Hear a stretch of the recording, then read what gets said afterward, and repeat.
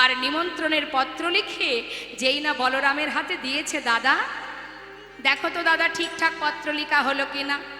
দাদা দেখছে ভাই সব জায়গার পত্র লিখেছে, কিন্তু বৃন্দাবনবাসীর পত্র লেখেনি। গৌরহরি আহা বলাই দাদা বলে উঠলেন, হ্যাঁ রে কানাই, তুই সব জায়গার নিমন্ত্রণ পত্র লিখলি, বৃন্দাবনবাসীর জন্য লিখলি না কেন? বুঝেছি তারা তোকে বেশি ভালোবাসে, তো সেই কারণে তাদের এত আঘাত দিয়েও তোর স্বাদ মেটেনি, তুই তাদেরকে আরো কষ্ট দিতে চাস। যারা এত ভালোবাসে তাদেরকে বাদ রেখে তুই যজ্ঞ করবি কি করে কানাই? কানাই, তারা যদি না আসে, আমিও তো সেই বৃন্দাবনেই থাকি, তাহলে তোর এই যজ্ঞে আমিও থাকবো না। গোবিন্দ বললেন, দাদা আমি জানি তুমি এমন কথা বলবে, কিন্তু দাদা যাদেরকে নিমন্ত্রণ করা হয় তারা দূরের মানুষ, ঘরের মানুষকে নিমন্ত্রণ করতে হয় কি মা? কাছের মানুষকে নিমন্ত্রণ করতে হয়। নিমন্ত্রণ করে কাদেরকে? যারা দূরে থাকে, তাই না? তা দাদা বৃন্দাবনবাসী আমার কাছের মানুষ, আমার ঘরের মানুষ। নিমন্ত্রণ করলে সবাই আসে, আর বিনা নিমন্ত্রণে কে আসে? যারা কাছের হয়, আপন হয়। নিতাই গৌর হরিবল হরিবল। আজ আমি দেখতে চাই দাদা বিনা নিমন্ত্রণে কে আমার কাছে আসে, তবেই তো জানবো সে আমার ভালোবাসার জন। হরিবল।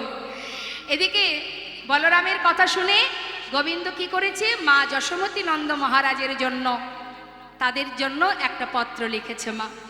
মায়ের চরণে প্রণাম জানিয়ে পত্র লিখেছে। এবার সেই পত্র নিয়ে দেবর্ষি নারদ স্বর্গ মর্ত্য পাতাল সব জায়গায় নিমন্ত্রণ করবার পর শেষে গিয়ে পৌঁছালো বৃন্দাবনে। নিতাই গৌর হরি। তাহলে নিমন্ত্রণ আগে কারা পেল?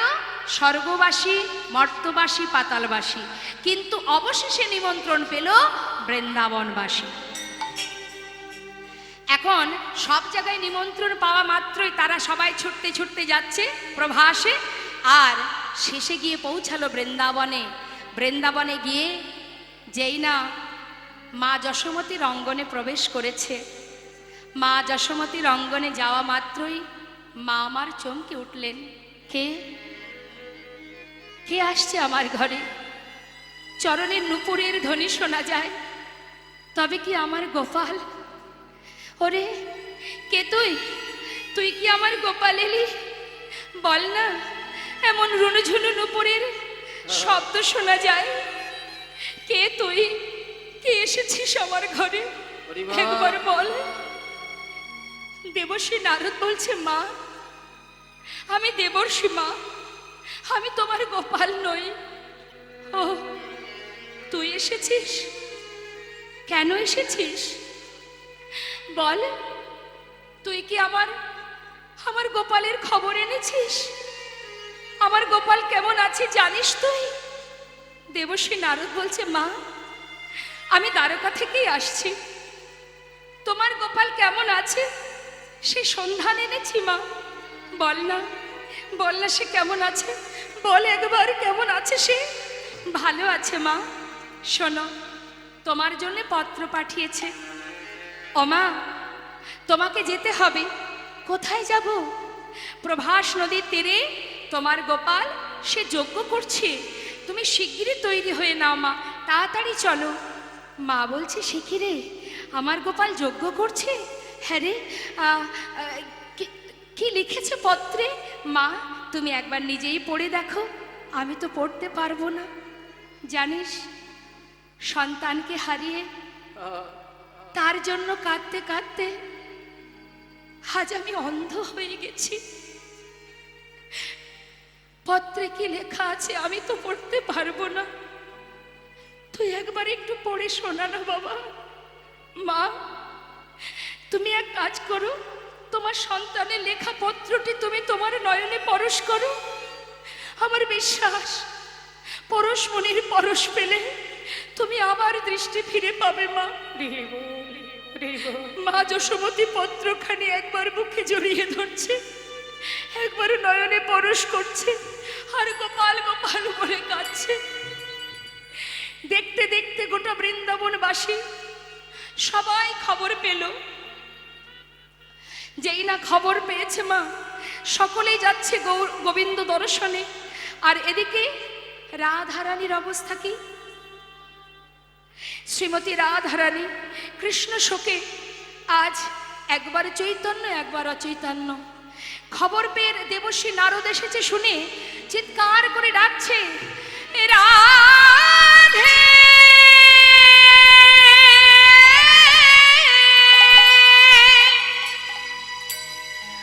ওহে বৃষভানু রাজনন্দিনী, রাধে রাধে রাধে রাধে রাধে।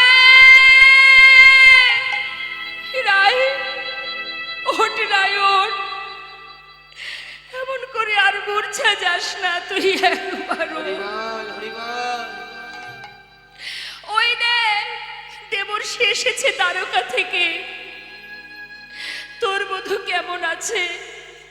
চল ওঠ রাই, একবার ওঠ, চল গিয়ে আমরা শুনে আসি গোবিন্দ কেমন আছে। ওঠ রাই ওঠ। রাধারানীকে সবাই মিলে তুলে ধরে ছুটতে ছুটতে নারদের কাছে গিয়ে বলছে, মণিবর আমার বধূ কেমন আছে? বলো না মণিবর, সে কেমন আছে? কুশলে আছে তো? দেবশ্রী নারদ বললেন, শান্ত হও, সে ভালো আছে, অনেক ভালো আছে। তোমাদের কাছে একটা শুভ খবর এনেছি, শোনো। প্রভাসেতে যজ্ঞ করে কৃষ্ণ বলরাম, প্রভাসেতে যজ্ঞ করে কৃষ্ণ বলরাম। ওই প্রভাসেতে যজ্ঞ করে কৃষ্ণ বলরাম। সেই যজ্ঞের সংবাদ দিতে নারদ যে এলাম, যজ্ঞের সংবাদ দিতে নারদ যে আমি সেই যজ্ঞের সংবাদ দিতে নারদ যে এলাম। যাও যাও প্রভাসের তীরে যাও, যাও যাও প্রভাসের তীরে তোমরা যাও যাও প্রভাসের তীরে যাও, যাও যাও প্রভাসের তীরে যাও। আর বিলম্ব করো না গো, যাও যাও প্রভাসের তীরে যাও। আর বিলম্ব করো না গো, যাও যাও প্রভাসের তীরে যাও। সেই যজ্ঞের সংবাদ দিতে আমি নারদ যে এলাম, সেই যজ্ঞের সংবাদ দিতে নারদ যে এলাম।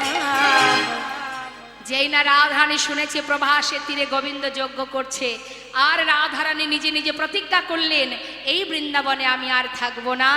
যেখানে আমার প্রাণনাথ নেই, যেখানে আনন্দ নেই, যেখানে লীলা হয় না, যেখানে খেলা হয় না, সেই বৃন্দাবন আমি ত্যাগ করব।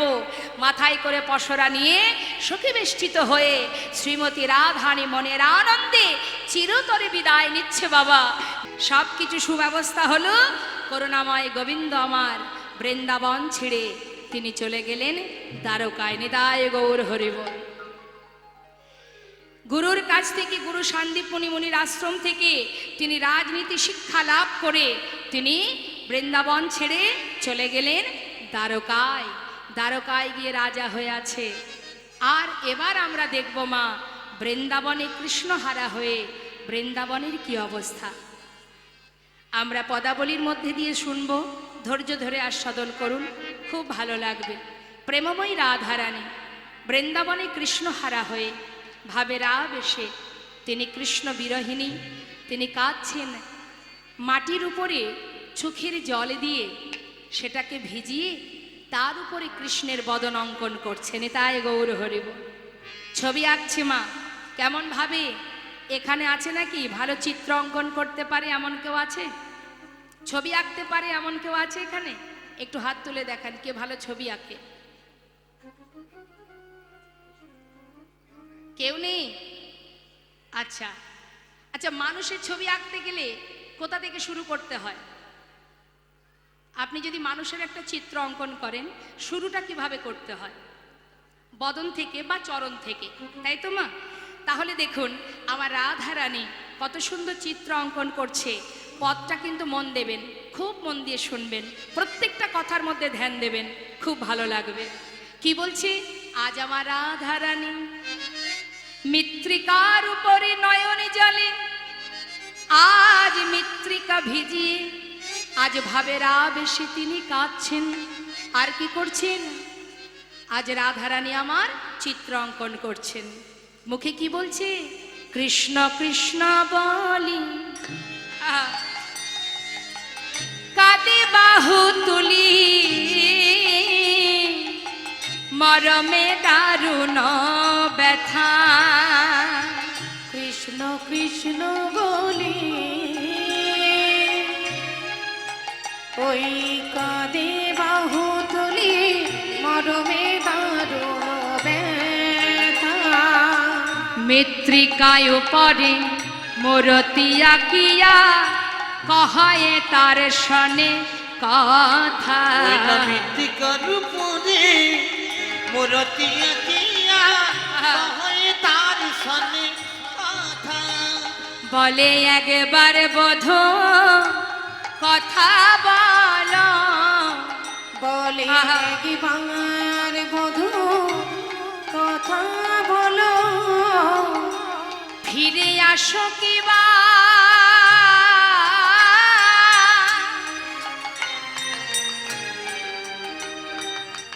নাইবা আসো। একবার বধূ কথা বলো, ফিরে আসো কিবা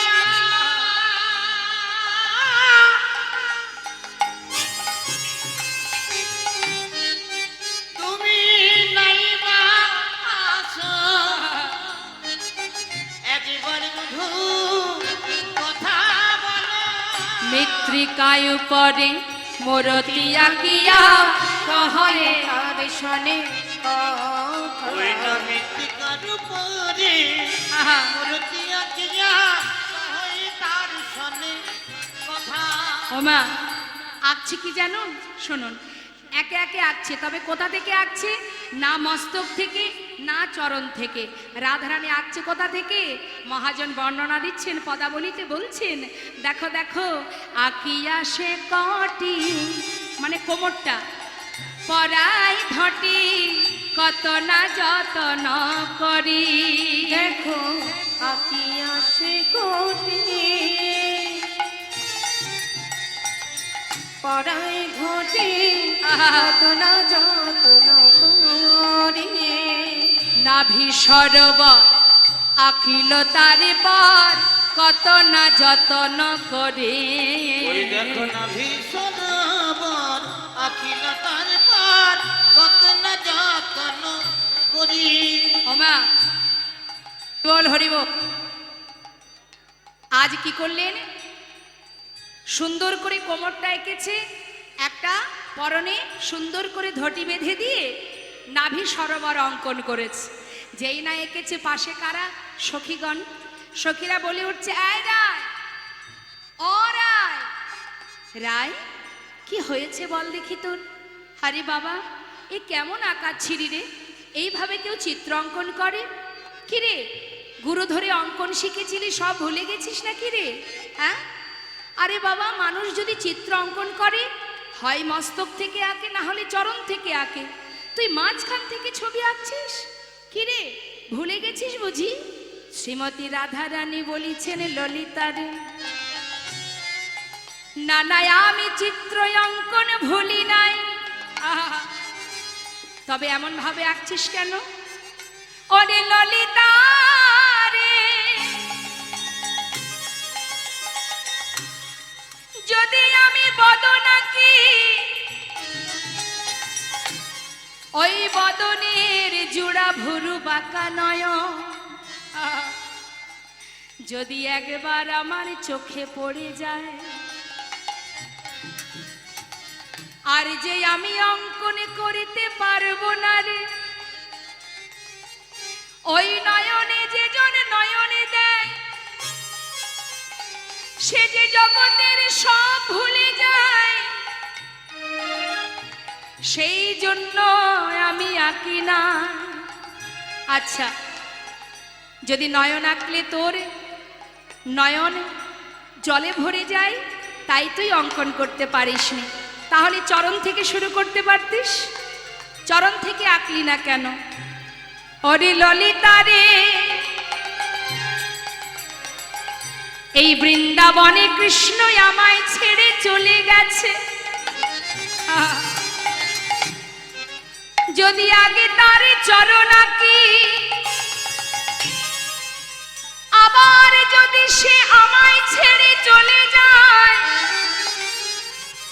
বলে বল আমি কি নিয়ে ব্রজে রইব। তাই তো আমি চরণাকি নাই। হরি বল হরি বল। সখীরা বলে উঠলেন রাধে রাধে। তোর মতো ভজনে কে বা জানে, এই তো প্রকৃত ভালোবাসা। ফিরে আসো বা না আসো তাতে কোনো দুঃখ নাই, শুধু একবার কথা বলো। চরণ আঁকছে না কেন? চরণ আঁকলে যদি আবার হেঁটে চলে যাই, তাহলে আমি কি নিয়ে বাঁচবো? ভালো কথা। এবার রাধারানী আমার ধীরে ধীরে উপরের দিকে উঠছে। কি করছে মা? নাভি আঁকা হয়ে গেল। এবার আঁকছে কি? বাহু দুটি আঁকি। আহা,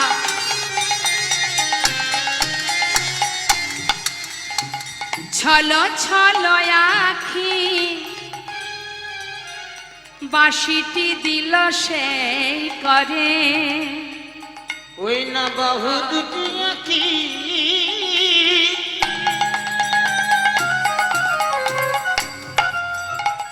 চলো চলো আঁখি।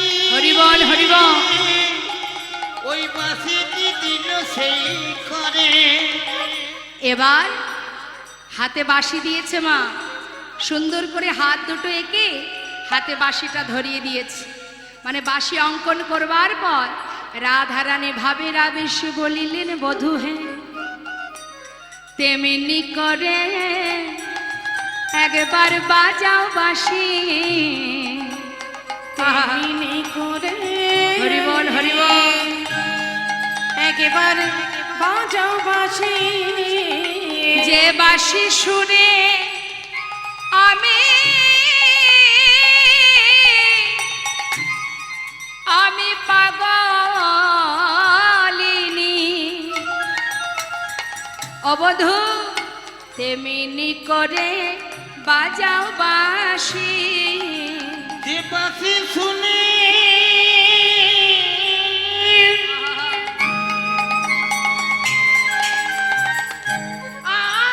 আমি পাগলিনী,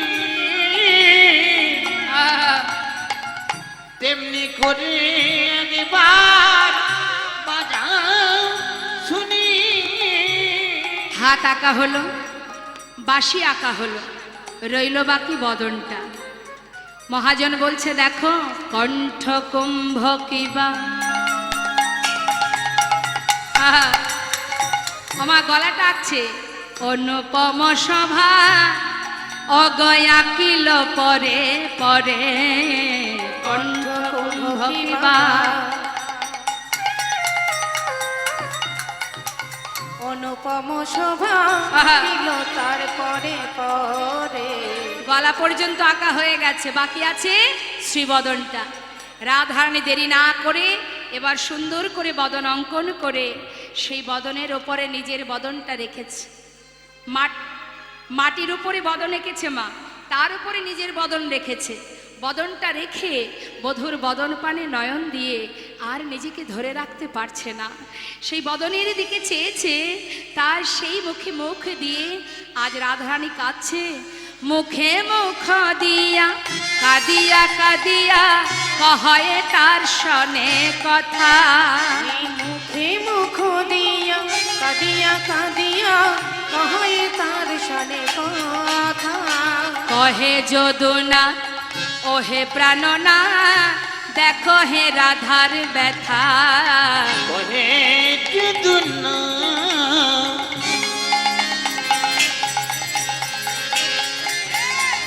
ওহে প্রাণনা, দেখো না রাধার ব্যথা। তুমি একবার এসে দেখে যাব, তুমি একবার এসে দেখে যাও গো আমার রাধারানী। ব্রজ রাখালগণ কাছে, গাভীগণ তৃণ সেবা করে না, এহনো দুরবস্থা বৃন্দাবনে।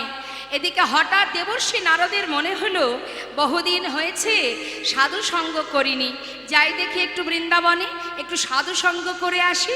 তাই মনের আনন্দে দেবর্ষি নারদ তিনি বীণা বাজাতে বাজাতে যাচ্ছে বৃন্দাবনের পথে। মহাজন বললেন, দেখো দেখো বিধির নন্দন আজি চিন্তা মনে মনে, বিধির নন্দন আজি চিন্তা মনে মনে, আরে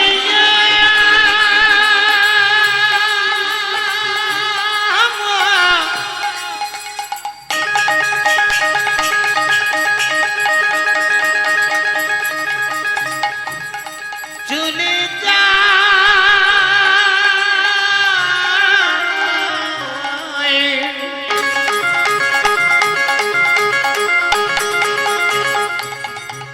ওই নারদী ঋষি বৃন্দাবনে পথে পথে বিধির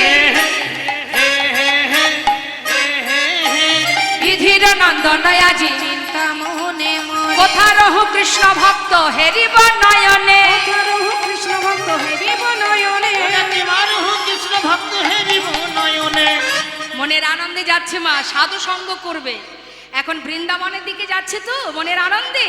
মহাজন বললেন, দেখো দেখো আজ দেবর্ষি নারদ যাচ্ছে সাধু সঙ্গ করবার জন্য। তা যাচ্ছে যখন কি হচ্ছে, এত চিন্ত দেবী ঋষি ঢেকিতে চড়িয়া, এত চিন্ত দেবী ঋষি ঢেকিতে চড়িয়া, এত চিন্ত দেবী ঋষি ঢেকিতে চড়িয়া,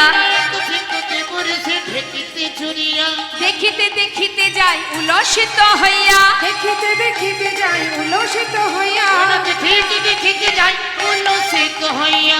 আনন্দ ধরে না, আনন্দ ধরে না, আনন্দ ধরে না, আনন্দ ধরে না, সাধু সঙ্গ পাবে বলে আনন্দ ধরে না, সাধু সঙ্গ করবে বলে আনন্দ ধরে না, ভক্ত সঙ্গ পাবে বলে আনন্দ ধরে না, ভক্ত সঙ্গ করবে বলে আনন্দ ধরে না। দেখিতে দেখিতে যাই উলসিত হইয়া, দেখিতে দেখিতে যাই উল্লসিত হইয়া, দেখিতে দেখিতে যাই উল্লসিত হইয়া।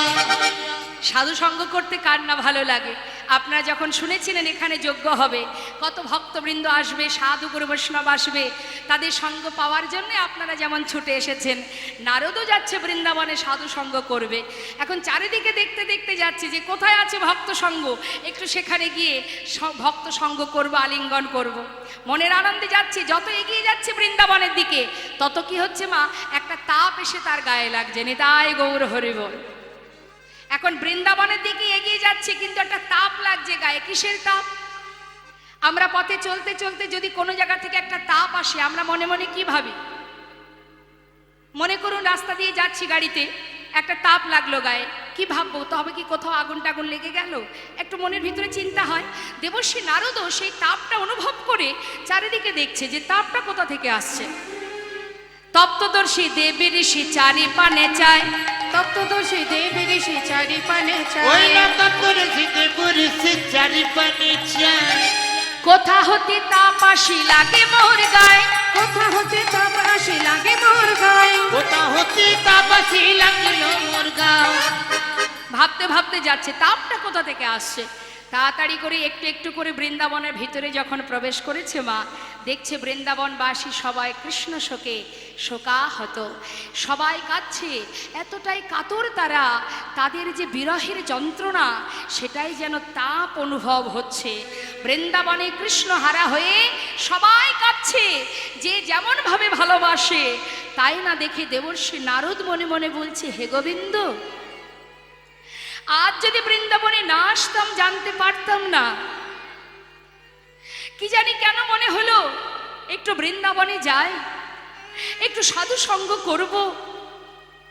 এসেছি বলেই বুঝতে পারলাম সবাইকে কাঁদিয়ে দ্বারকায় রাজা হয়ে তুমি বসে আছো। কত সুখে আছো তুমি, আর কত জনকে কাঁদাবে তুমি। সবাই কাঁদছে তোমার জন্য। এ তুমি কেমন, এত নিষ্ঠুর তোমার হৃদয়। হে দয়াময়, কত জনার অভিশাপ তুমি নেবে। প্রত্যেকটি মানুষ যদি কাঁদে, তাদের চোখের জল তোমার জীবনের অভিশাপ হয়ে দাঁড়াচ্ছে। সবার অভিশাপ তোমার মাথায়। আর কত কাঁদাবে তুমি ভক্তকে? না না, আজ এর একটা বিহিত করতেই হবে। আজ আমি যাব বৃন্দাবন থেকে ওই দ্বারকায়। আমি দ্বারকায় গিয়ে দেখব যে সবাই বৃন্দাবনবাসীকে কাঁদিয়ে সে কত সুখে আছে। নিজের বীণাকে বলছে, বীণা আজ থেকে তুই প্রভুর নাম ভুলে যা, এই নাম আর করবি না। আজ থেকে তুই প্রভুর নাম ভুলে গিয়ে রাধা নাম জপ কর।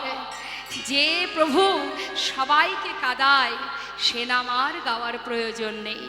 কর, রাধা নাম জপ কর। বল বল যন্ত্র রাধা নামে মন্ত্র, বল বল যন্ত্র রাধা নামে মন্ত্র, বল বল যন্ত্র রাধা নামে মন্ত্র। যাগ যজ্ঞ ব্রত পূজা কিছু নাহি আর। বল বল যন্ত্র রাধা নামে মন্ত্র, বল বল যন্ত্র এই রাধা নামে মন্ত্র। যাগ যজ্ঞ পূজা কিছু নাহি আর। বল বল বীণে রাধা নামে বীণে। বল বল বীণে রাধা নামে বীণে। বল বল বীণে রাধা নাম বীণে। বল বল বীণে রাধা নামে বীণে, এ ত্রিভুবনে কিছু নাহি আর। বল বল যন্ত্র রাধা নামে মন্ত্র, বল বল যন্ত্র এই রাধা নামে মন্ত্র। হরি বল হরি বল তাই গৌর হরি বল। পূজা কিছু নাহি আর। বল বল যন্ত্র রাধা নামে মন্ত্র। যাগ যজ্ঞ ব্রত পূজা কিছু নাহি আর। দেবশ্রী নারদ কি করলেন মা? দেরি না করে বিনাতে রাধা নাম গাইতে গাইতে এবার বৃন্দাবন থেকে যাচ্ছে দ্বারকায়। কিন্তু দ্বারকাবাসী তারা কিন্তু রাধা নাম জানে না, কেউ জানে না। সেখানে যাচ্ছে নারদ রাধা নাম গাইতে গাইতে। তা রাধারানীর নাম গাইতে গাইতে যাচ্ছে দেবর্ষী বিনাতে। আর আজ আমরাও সবাই মিলে বদন ভরে রাধা নাম গাইব। আমরা তো যাচ্ছি, আমরাও গিয়ে দেখব গোবিন্দ কত সুখে আছে দ্বারকায় রাজা হয়ে। চলুন একবার সবাই মিলে যাই দ্বারকায়। আমরা দেহটা এখানে থাকবে, আমাদের মনটা নিয়ে যাব সেই দ্বারকায় রাধা নাম গাইতে গাইতে। একবার সবাই মিলে প্রাণ ভরে দুবাহু তুলে সবাই একসাথে গাইব। হাত তুলুন, সবাই তুলুন, জোরে জোরে গাইবেন। রাধে রাধে রাধে রাধে রাধে রাধে রাধে বল। বল বল রাধে রাধে রাধে রাধে রাধে রাধে বল। রাধে রাধে রাধে রাধে রাধে রাধে বল, রাধে রাধে রাধে রাধে রাধে রাধে বল। বলো রাধে রাধে রাধে রাধে রাধে রাধে বল। রাধে রাধে রাধে রাধে রাধে রাধে বল। রাধে রাধে রাধে রাধে রাধে রাধে বল। রাধে রাধে রাধে রাধে রাধে রাধে বল। রাধে রাধে রাধে রাধে রাধে রাধে বল, রাধে রাধে রাধে রাধে রাধে রাধে বল। হে রাধে রাধে রাধে রাধে রাধে রাধে রাধে বল। একবার উলুধ্বনি রাধা রানী কি। রাধে রাধে বল। রাধে রাধে রাধে রাধে রাধে রাধে বল, রাধে রাধে রাধে রাধে রাধে রাধে সবাই মিলে একসঙ্গে বৃন্দাবন কি। রাধে রাধে। সবাই মিলে, হ্যাঁ, আমি এক একটা জায়গার নাম বলবো আর আপনারা জোরে জোরে বলবেন, কেমন? বৃন্দাবন কি, যমুনা মাই কি, রাধা কুণ্ড কি, শ্যাম কুণ্ড কি, গোবিন্দ কুণ্ড কি, বিলাস বন কি, মধুবন কি, निधुवन की आगे पीछे दाहिने बाएं बोल बोल में ऊपर नीचे तमल वन की तम्रवन की केशी घाट की बंशीवाट की मोहनवन की माधवी वन की लौहवन की खंडीवन की बोलो राधे राधे राधे राधे राधे राधे वो राधे राधे राधे राधे राधे राधे बोल राधे राधे राधे राधे राधे राधे बोल राधे राधे राधे राधे राधे राधे बोल बोलो राधे राधे राधे राधे राधे राधे बोल राधे राधे राधे राधे राधे राधे बोल राधा रानी की वृंदावन धाम की बाके बिहारी लाल की জয় এখন রাধা নাম যে নাম কখনো দ্বারকায় হয়নি, আজ দেবর্ষি নারদ বিনাতে রাধা নাম গাইতে গাইতে যাচ্ছে। যে নাম শ্রবণ করলে ভগবান রাধা, এই যে দুটো শব্দ মা, দুটো অক্ষর, এই রা শব্দটা যদি কেউ কোনো ভক্ত উচ্চারণ করে, এই রা শব্দ উচ্চারণ করা মাত্রই গোবিন্দ স্থির হয়ে যায়, আর ধা শব্দটা উচ্চারণ করা মাত্রই সেই ভক্তের পাচু পাচু তিনি ধেয়ে যান। নিতাই গৌর হরি বল। এখন এই রাধা রাধা বলতে বলতে নারদ যখন দ্বারকায় একেবারে রাজপ্রাসাদের পাশ দিয়ে যাচ্ছে, ভগবান আর সিংহাসনে বসে থাকতে পারছেন না। চিৎকার করে সিংহাসন থেকে নেমে পথের ধারে এসে বলে উঠলেন, ওরে কৃষ্ণ আলো রে রাধানা কেশনালো রে কেশনালো রে রাধানা কেশনালো রে রাধানা কেশনালো রে রাধানা কেশনালো রে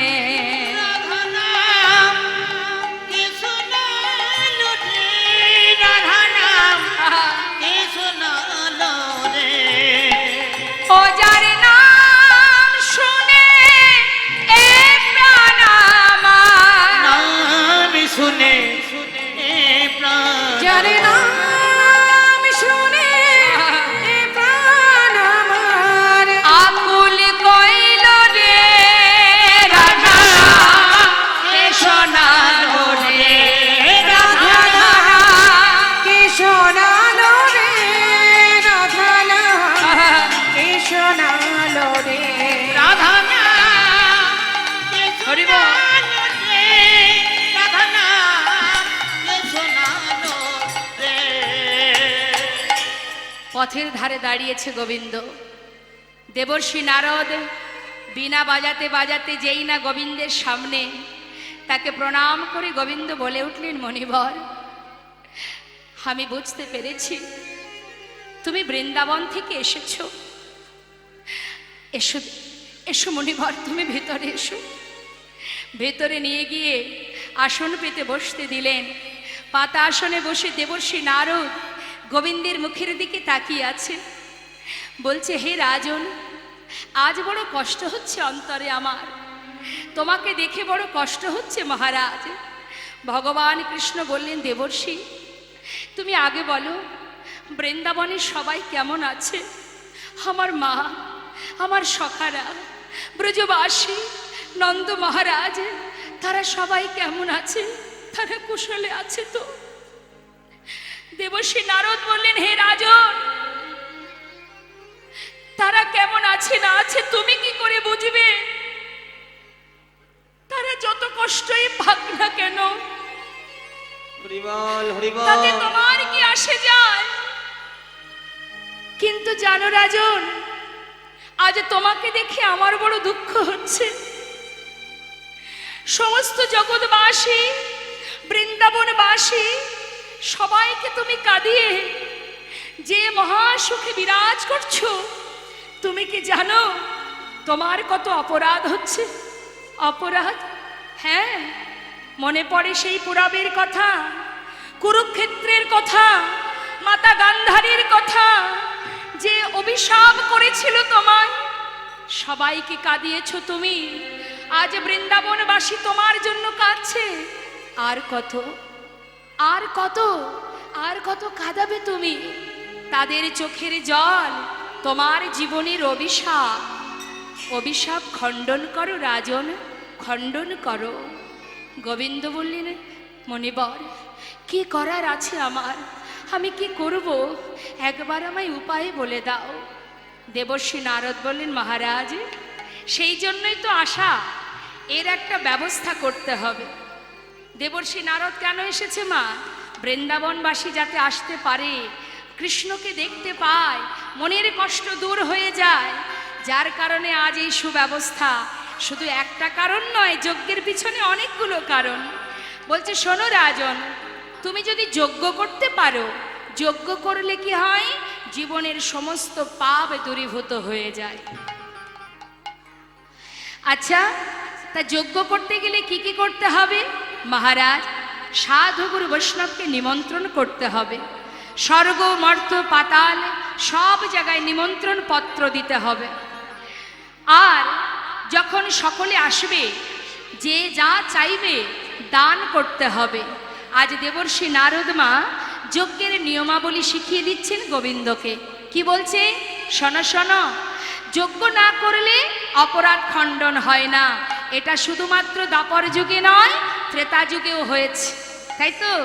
ত্রেতায় রামে রাজা ছিল, অশ্বমের যজ্ঞ কইল। ত্রেতায় রামে রাজা ছিল, অশ্বমের যজ্ঞ দেখো কইল। না তেতাই রাম, ওই তেতাই রাম রাজা ছিল, অশ্বমেধ যজ্ঞ কইল। দানব্রত যজ্ঞ হবে এবে, মহারাজ দানব্রত যজ্ঞ হবে এবে।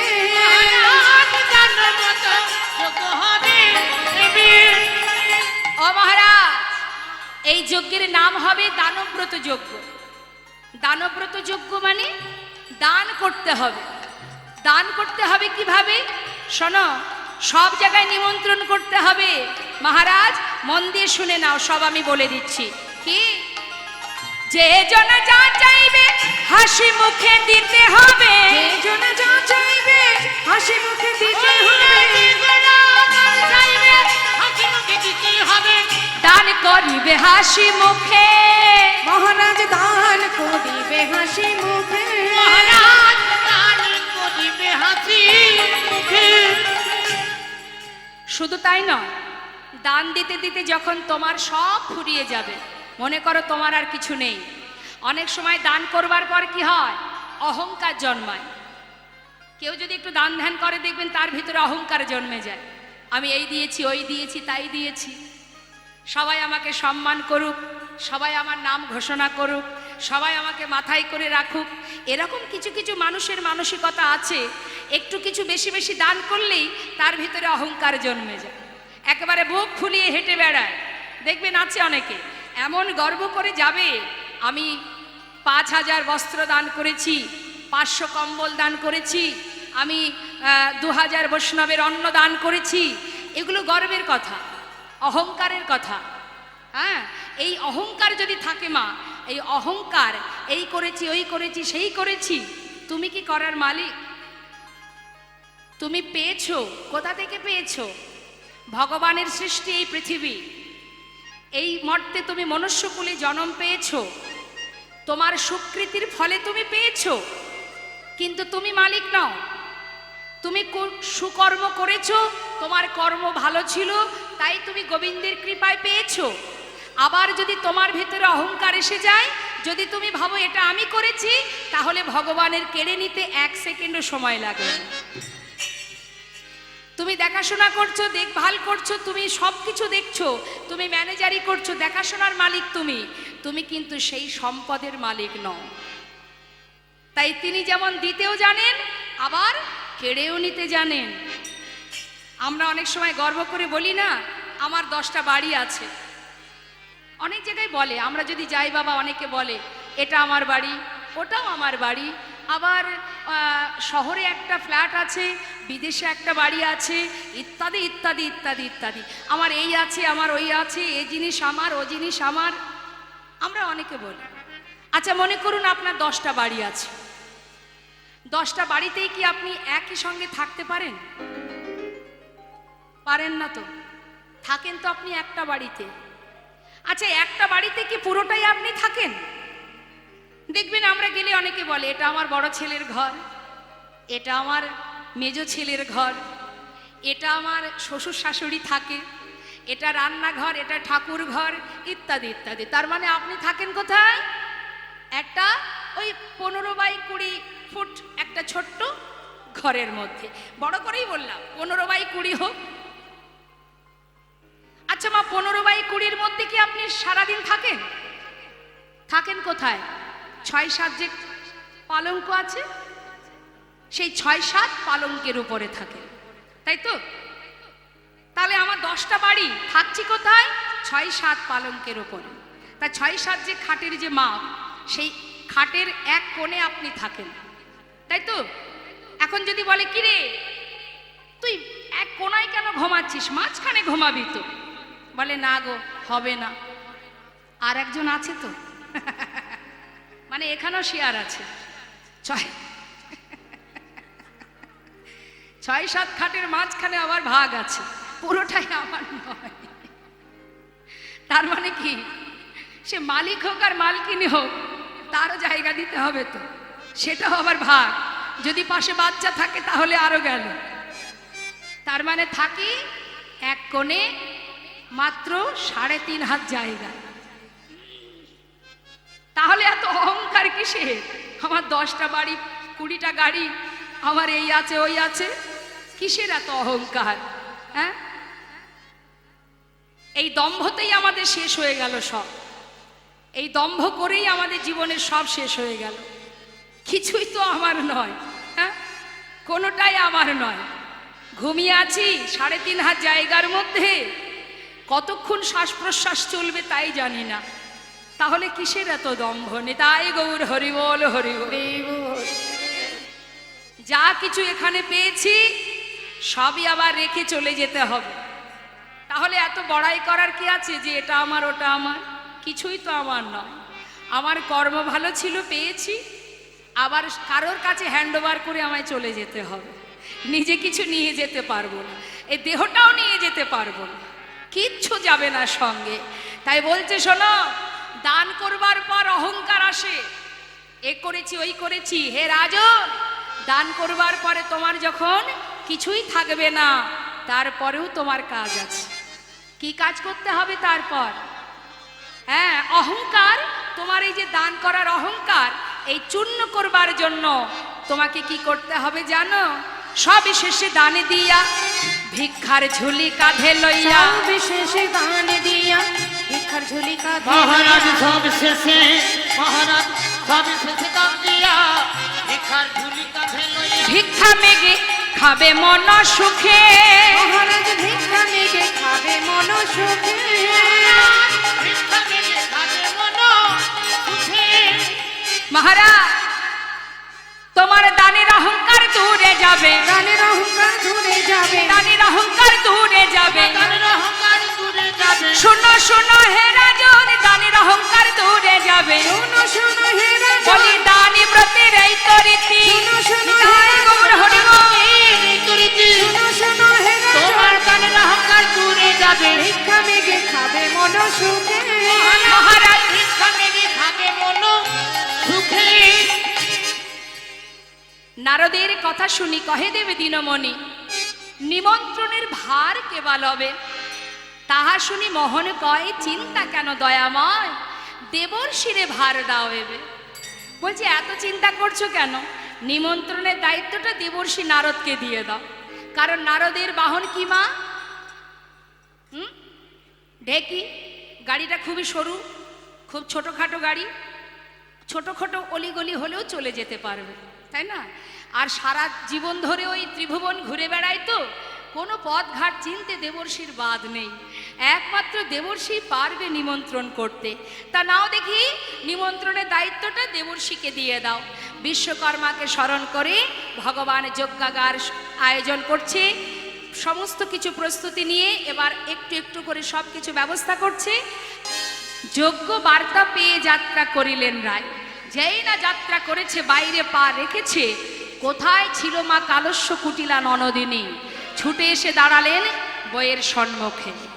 তখন কুটিলা কহে কুটিলে ওই রাখালেতে মন সপিলে, কুটিলা কহে কুটিলা রাখালেতে মন সপিলে, কুটিলা কহে কুটিলে ওই রাখালেতে মন সপিলে,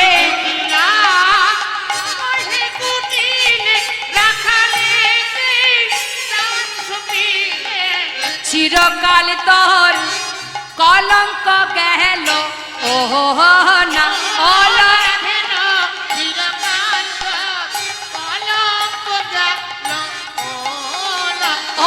রাধেল, চিরকাল তোর রাধেল,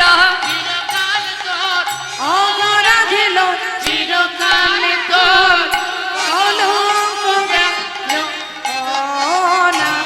ছি ছি ছি ছি ছি, কলঙ্কিনী অসতী দ্বিচারিণী, স্বামী ছেড়ে, সংসার ছেড়ে, শ্বশুর শাশুড়ি ননদিনীকে ছেড়ে যাচ্ছিস পরপুরুষের কাছে, লাজের ঘাটে কি মুখ ধসনি রে? হ্যাঁ রে, আয় বউ, অসময়ে যাচ্ছিস কোথায়? আচ্ছা মায়েরাই বলুন দেখি, কুটিলা কি শুধু বৃন্দাবনে পাওয়া যায়?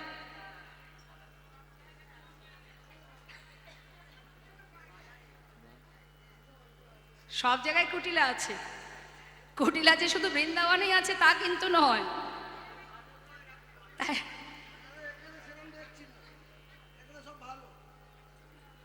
দেখেছেন তো, নিজের জায়গা তো, বেশি দূরে বাড়ি নয়, পৈলানের কাছে।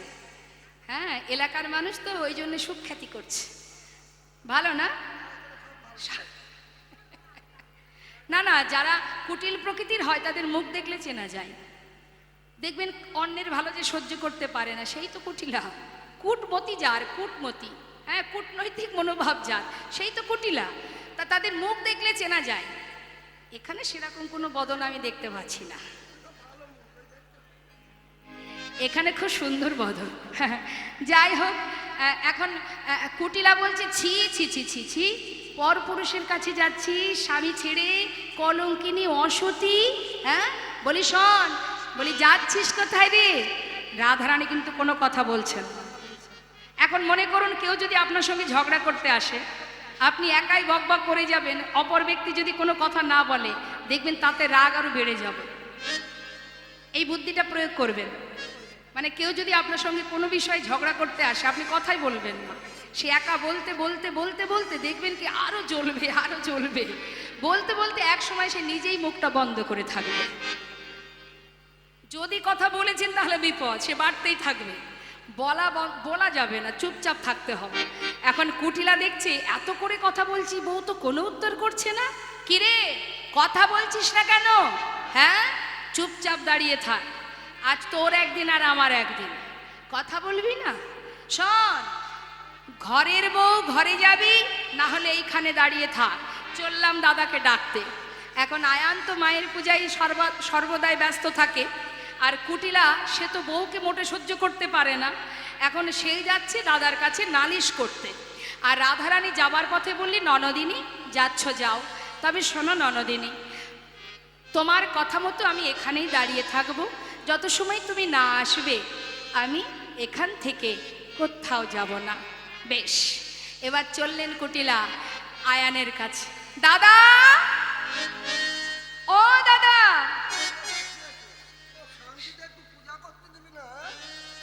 সারাদিন তো পাগলের ন্যায় মায়ের পূজায় ব্যস্ত। বলি পাগল হয়ে থাকলে হবে?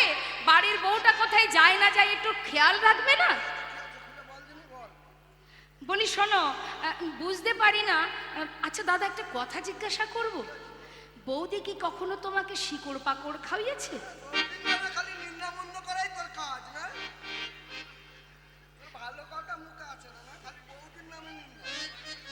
বুঝেছি, নিশ্চয়ই কোনো ওই পাতালতার রস খাইয়েছে। আর বইয়ের কথায় ওঠে আর বসে, ওঠে আর বসে। আর আমি কথা বললে তো মোটে সহ্যই হয় না। দেখো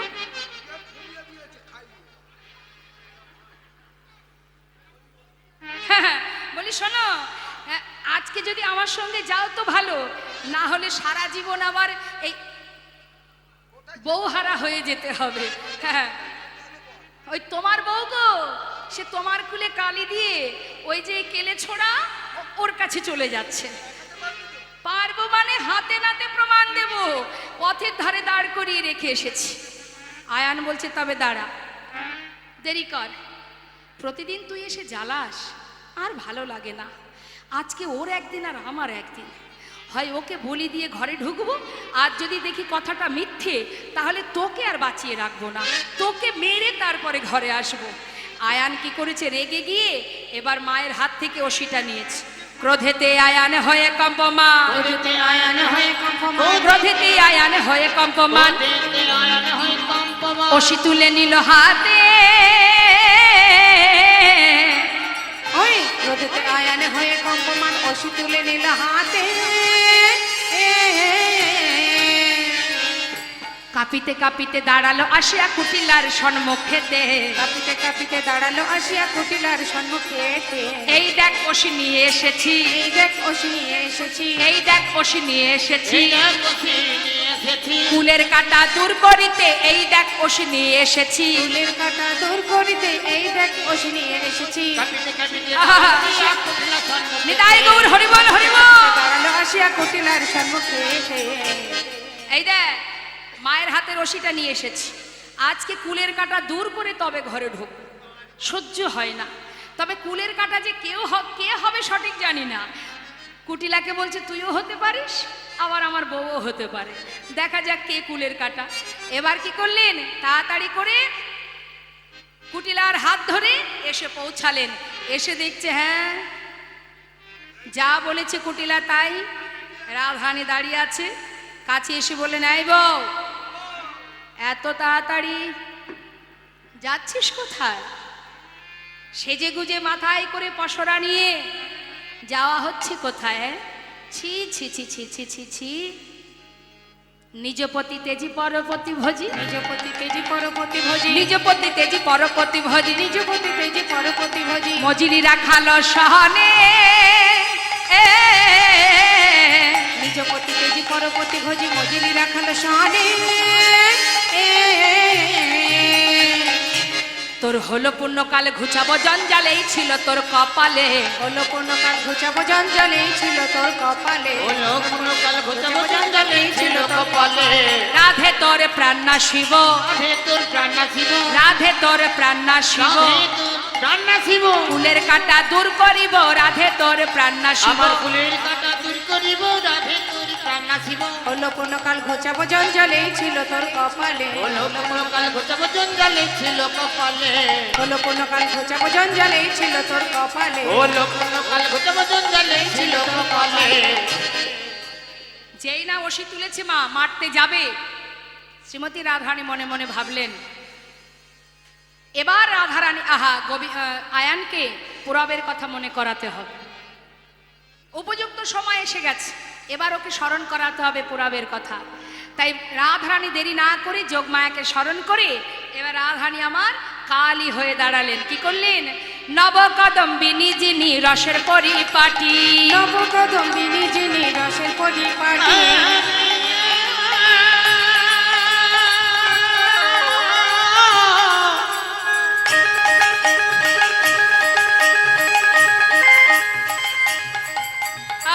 ওই রাধারানী